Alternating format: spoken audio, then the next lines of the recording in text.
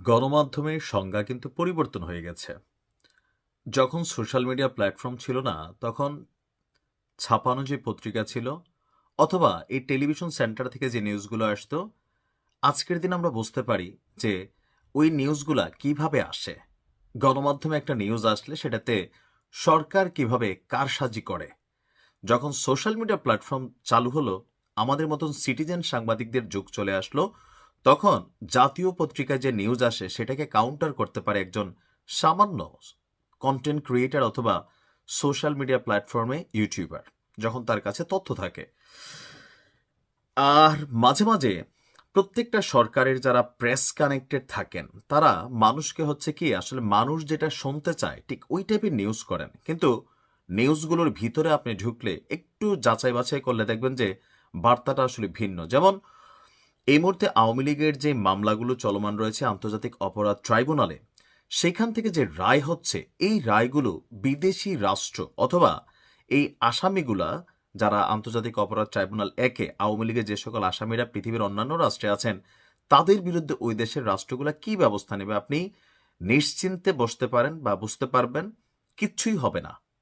আর যদি হয়ও, একদম 1 থেকে 100-র মধ্যে 100 নাম্বারে থাকা দুই একটা বন্দিটন্দিরে দিয়া ওই দেশ তাদের দায়বদ্ধতা পূরণ করবে।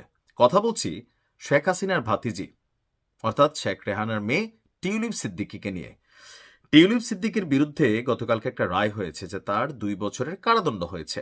এখন আমাদের দেশের গণমাধ্যমে বা আমাদের দেশের সরকারের বিভিন্ন উইংস থেকে এটা বলার চেষ্টা করা হচ্ছে যে এই মামলায় তিনি যুক্তরাজ্যে বিপদে পড়বেন। এই মামলাটা তিনি কোথায় বিপদে পড়বেন? যুক্তরাজ্যে। তো তিনি যুক্তরাজ্য কে? তিনি যুক্তরাজ্যে একটা প্রদেশের এমপি। তিনি তার মন্ত্রিত্ব সেই সময় পদত্যাগ করেছেন, কিন্তু রানিং কিন্তু এমপি আছেন। এখন এই যে তার 2 বছরের রায়ের দণ্ড হইল, এটাতে যুক্তরাজ্যে তার জন্য কি হবে আসুন দেখি। এখানে বিভিন্ন দুর্নীতির খবর আছে, কিন্তু প্রমাণিত যেটা এখন টিউলিপ সিদ্দিকের বিরুদ্ধে যেটা আসছে যে ঢাকার পূর্বাচল নতুন শহরে প্রকল্পে ক্ষমতার অপব্যবহার করে প্লট নেওয়ার অভিযোগে তার 2 বছরের রায় হয়েছে। এটা যুক্তরাজ্যের সাথে কোনো রকম কানেকশন আছে? অথবা যুক্তরাজ্য বাংলাদেশকে কি মনে করে, তাই না? তারা তো এই দেশগুলোর শাসন করে গেছে। তারা জানে এখানে রাজনৈতিক প্রেক্ষাপট, কারণ যুক্তরাজ্যই তো আওয়ামী লীগ সরকারের সময় 17 বছর তারেক রহমানকে আশ্রয় দিয়ে রাখছে। সো তাদের থেকে এটা গভর্নমেন্ট টু গভর্নমেন্ট, আর কেউ ভালো জানে না। এখন তার বিরুদ্ধে যেই মামলার রায়টা হয়েছে, বলা হচ্ছে যে আপনার এই দুর্নীতির অভিযোগ প্রমাণ হলে, এটা সহ ওই যে রূপপুর প্রকল্পে একটা দুর্নীতির অভিযোগ আছে, টিউলিপ দীর্ঘমেয়াদী যদি সাজা পায় বাংলাদেশের আইনে, তাহলে ব্রিটিশ এমপি হিসেবে তার পদ ছাড়ার জন্য আরো চাপ বাড়বে, তার পদ হারাই যাবে না। অর্থাৎ বাস্তবতা হচ্ছে ওনার এখানে কিছুই হবে না। আবার দেখেন যুক্তরাজ্য সরকারের অবস্থান কি? যুক্তরাজ্যের যিনি প্রধানমন্ত্রী কিয়ার স্টারমার ডক্টর ইউনূসের সাথে সাক্ষাৎ করে নাই, বরঞ্চ এই যে বিচার ব্যবস্থা, সেইটার প্রতি তাদের দেশ প্রশ্ন তুলেছে যে আন্তর্জাতিক অপরাধ ট্রাইব্যুনাল 1 যে বিচারগুলো করছে, তাদের দেশের আইনজীবী, তাদের দেশের সরকার টিউলিপের ব্যাপারে কি সিদ্ধান্ত নিচ্ছে। ব্রিটিশ সরকারের এক তদন্তে বলা হয় যে যুক্তরাজ্যে একটি ফ্ল্যাটকে কেন্দ্র করে টিউলিপের কিছু প্রশ্ন উঠেছিল। বাংলাদেশের গণমাধ্যম তাকে নানান ধরনের এখানে ধরেন তথ্যপাত্র দিয়েছিল, যেটা থেকে যুক্তরাজ্যে তার জন্য একটা চাপ তৈরির সুযোগ ছিল। কিন্তু যুক্তরাজ্য বলছে যে যুক্তরাজ্যে তিনি যে ফ্ল্যাটটা নিয়েছেন, এই ফ্ল্যাট সংক্রান্ত কোনো তথ্য গোপন বা বিভ্রান্তির মাধ্যমে তিনি মন্ত্রিত্বের কোনো বিধি লঙ্ঘন করেন নাই। অর্থাৎ একজন মন্ত্রীর মন্ত্রিত্ব পদ লঙ্ঘন হবে এমন কোনো কর্মকাণ্ডের মধ্যে টিউলিপ তার ফ্ল্যাট নিয়ে যেই তথ্য দিয়েছেন, কিছু গোপন করেছেন, এটাতে আসলে তার ফ্ল্যাট বা তার মন্ত্রিত্ব যাওয়ার এখানে কোনো কারণ নাই। অর্থাৎ ব্রিটিশ সরকার কেয়ার স্টারমারের সাথে টিউলিপের ভালো সম্পর্ক, সেইখানে তার অবস্থান নিয়েছে। এদিকে বাংলাদেশেও যে তার মামলাগুলো চলছে, এগুলোর স্বচ্ছতা নিয়ে প্রশ্ন তুলেছেন বেশ কয়েকজন ব্রিটিশ আইনজীবী। তারা অভিযোগ করেন মামলা পরিচালনার এখানে যে সিস্টেমটা, এখানে স্বচ্ছতার ঘাটতি আছে। এ বিষয়ে তারা বাংলাদেশ হাই কমিশনের কাছেও টিউলিপের পক্ষ হয়ে চিঠি দিয়েছেন। তো আমাদের দেশে বিভিন্ন সময় যে বিভিন্ন গণমাধ্যমে অথবা সরকার সংশ্লিষ্ট যে যখন ক্ষমতায় থাকে, যার বিরুদ্ধে মামলা চলমান, যেমন তারেক রহমানের দেশে ফিরিয়ে আনার জন্য কত কিছু আওয়ামী লীগ করে গেছে, কিন্তু একটা চুলও ছিঁড়তে পারে নাই। তো এখন টিউলিপের বিরুদ্ধেও এই যে মামলাগুলোর রায় হচ্ছে, এগুলাতে তার সোনালী চুলের একটা আসলে স্পষ্ট করে তারে বাংলাদেশে আনা তো দূরের কথা, ওইখানেও কিছু করা যাবে না। এটা হচ্ছে প্র্যাকটিক্যালি বাস্তবতা। কারণ বাংলাদেশ, ভারত, পাকিস্তান আমাদের এই দেশগুলো দুর্নীতিগ্রস্ত। এখানে যে ক্ষমতায় বসে, আপনি ইতিহাস দেখেন, যে ক্ষমতায় বসে সে অন্যদেরকে দমন করে, মামলা মানে রাষ্ট্রের আইন শৃঙ্খলা কাঠামোকে ব্যবহার করে, বিচার ব্যবস্থাকে ব্যবহার করে, পুলিশকে ব্যবহার করে, কার চরিত্র এর ব্যতিক্রম? আপনি ডক্টর ইউনূস সরকারের সময় ব্যতিক্রম দেখছেন?